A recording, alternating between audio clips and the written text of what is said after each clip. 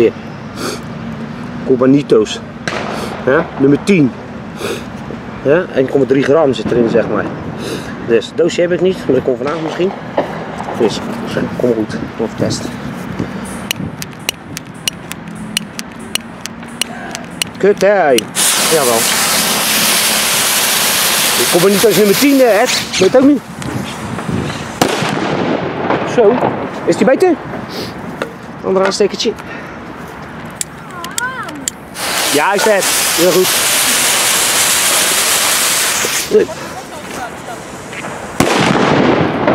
Nou, die is extra lang. Mooi zo. Lekker links. Ja. Een keertje anders. Deze was het. Oké. Cubanitos, nummer 10. Ja. Nou ja. Oké. Later. Pievers. Hoi.